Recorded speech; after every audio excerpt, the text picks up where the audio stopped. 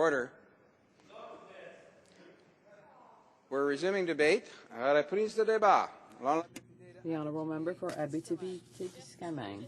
Thank you very much, Mr. Speaker. I'm very pleased to rise and speak to my colleague from Châteauguay's motion. And if I have some time left over, I will share it with the member for Windsor West. You probably know, Mr. Speaker, as do some of the members in this House, that I was in the military. I served in the forces as a reservist. I started in 2002 as a medical assistant, and I was in the regular service after that for a certain period of time. And I'd like to say that having served as someone in the forces has made me a different person. It really changed me forever. I've never been the same person afterwards as I was before. I learned how to work as a team member, even if some of the people I had to work with were people I didn't like. I had to work with them regardless, and I learned how to take on responsibilities, even though sometimes it wasn't very easy and I was very tired. I learned how to not blame everyone but myself, and I learned that sometimes you have to accept your mistakes and accept the responsibility for it rather than blaming other people for problems that we have ourselves. I learned how to control my stress and my fear. We don't learn how to not be afraid, but we learn how to manage that, because when you have no more fear, that is when you become careless, and that can cost you your life. I learned how to go beyond my limits, and all of those abilities make a different person of me now. And I would say that the majority of veterans who have been served in the armed forces also learned how to be different. We often say that if you're a soldier for one day, you're a soldier forever. And it's not always the people that you are serving with that will be your brothers and sisters. We're always going to have a special relationship with them and what it means to serve under the Canadian flag. For the rest of our lives, we'll have a particular emotion when we hear the national anthem, O Canada. And perhaps that's why I'm so proud every Wednesday to sing it here in this House, even if I don't have a great voice. I'm pleased to sing that. What is different also is that when you are a soldier, because of course soldiers have political opinions as well, we still want to serve. We don't want to leave our brothers and sisters that we're fighting with every day alone overseas. We want to participate. Even in the end, if you don't believe in the political reasons for the mission that were taken by the leaders, we help each other. And I recall, even if at the time I paid 110 pounds, and I won't tell you what I weigh now, but anyway, I was smaller back then, and I took a second rucksack and put it on my front because my colleague was wounded, and I walked, they weighed 60 pounds together. I took a C9 machine gun, which is much heavier, and gave my lighter weapon to my colleague because he was wounded and I wanted him to have less weight to carry. We take care of each other, and we do the same thing. When it's a mental problem the person has, you try to support them as best you can. But there is a problem when there are too many people who have mental issues, who are suffering.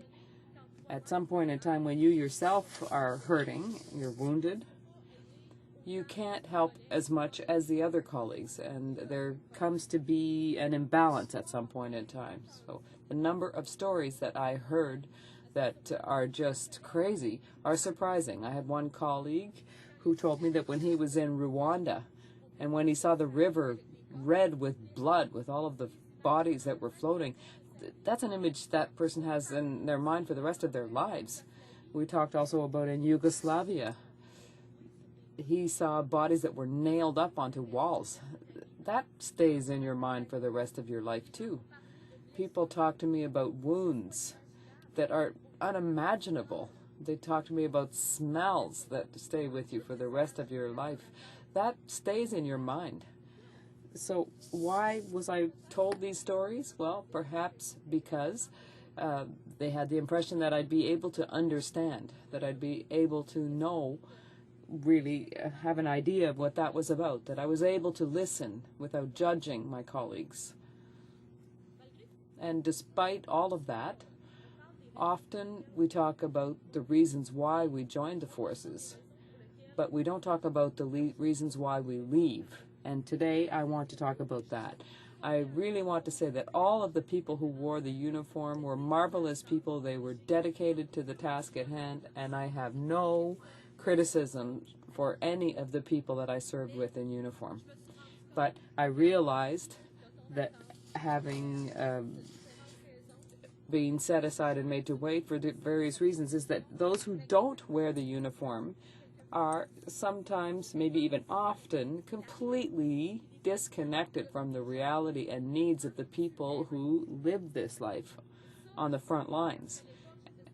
And this, because at the time I was supposed to be an officer, I was a cadet to become an officer, but I wouldn't be able to say to a soldier who would come to see me, why has my medical file been in the lineup for 1 year? Why have I been waiting for a year for any treatment? I wouldn't be able to explain to them why the government isn't acting. I wouldn't be able to say that. And I wanted to stay, but in the end I chose to leave. And do you know, Mr. Speaker, that the first thing I did when I left the forces in December 2005, well, I ran for the riding of Abitibi-Témiscamingue for the NDP. That's one of the first things that I did. I decided that I was going to fight for my former brothers and sisters, and I would try and make a difference for them. I decided to fight for the things that were near and dear to my heart. I decided to fight for my home region. I decided to fight for the people who saw me grow up, and I'm extremely proud to be able to do so. This is a different way of fighting, but I think it's a way that is just as important. Soldiers are taught to fight and make war, and they become experts in that regard. But we don't teach them how to fight with pencils and with officials and forms and procedures that are endless. Veterans have said it. They feel that they're at war with their own government. They've told me that. Imagine that you are suffering mental anguish because of all of those images, those awful things that you've seen, because of the horrors that you've been exposed to and fought against. And then when you ask for help, well, all we seem to want to be able to do is to make your life more complicated and to send you left, right, and center for bits of paper. You're told to go and get help on the internet and by telephone. It's already hard to speak in person to somebody that you know about what you've experienced. It's already tough to talk before someone who has a sympathetic look on their face, and now they're saying, oh, try and do that over the internet or by telephone. Talk about your emotions in that way. It doesn't make any sense. Réussissez à avoir de l'aide par un professionnel, ben, il y a des bonnes chances que ce professionnel-là, il soit épuisé et à bout parce qu'on n'arrive jamais à engager les professionnels qu'on est supposé engager. Dans cette situation-là, est-ce que c'est... They never managed to hire the people that they should be hiring. The person you meet was probably at the end of their tether. So it's not surprising that some people commit suicide. Some people say, the minister said that we shouldn't make a connection there, but I think it's wrong to not ask the question, because if in closing these centers we might be increasing the psychological stress on these people. We are asking the soldiers to be courageous for us. We're asking them to not be afraid to lose their lives for their country, but now we have Conservative members who are not able to stand up in this House and say to the Prime Minister, to say to the Minister of Veterans Affairs that this is the wrong thing to do. Is that it? Do they not have enough honor to stand up and say that? I find that unacceptable, Mr. Speaker, and that is why all of the members should vote to pass this NDP motion, and that all members in the House should say it's not true, we will not abandon our vets.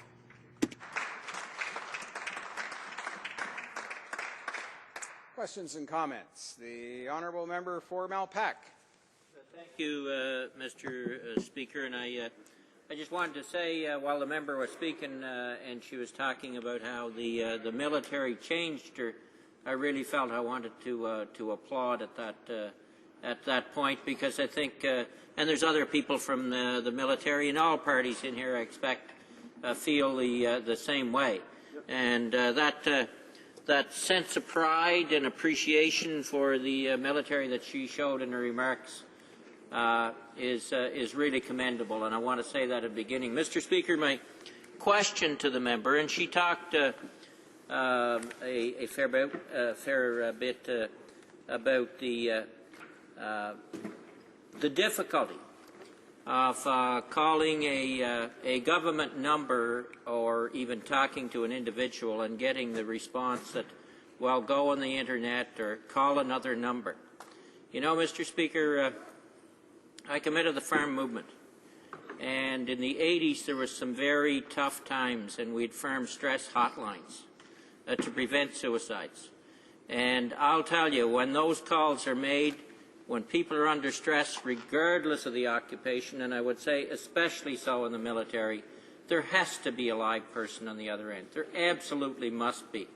And I just ask the honourable member if she could maybe express a little more on the difficulty and the stress of being one of those individuals who's making a call for help and doesn't get an adequate response. The honourable member for Abitibi-Témiscamingue.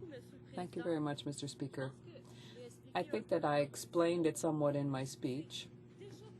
It's already extremely difficult to ask for help and to admit that things aren't going well. It's already very difficult to talk about these experiences face to face with someone, even if it's a person who's heard other such stories and knows what the life of a soldier is in the military. Even if you have experienced that distress and you could barely talk about it to a person face to face, if you phone, and the first thing is, for French, press 1 for Écoutez, look, it's already so difficult. It just doesn't make any sense. People are in distress. They're thinking of dying, and they can't even talk about what they experienced with their own spouses sometimes. It's too hard. They don't want to make their own family sad because of these experiences, and they can't even get somebody on the phone who's going to respond directly to them. It's ridiculous. And what we risk seeing is that a person might hang up. They got screwed up the courage to call, and then they just can't carry through with it, and they're unable to talk, and they'll hang up. And perhaps that'll be another person that we won't be able to save from their distress. It being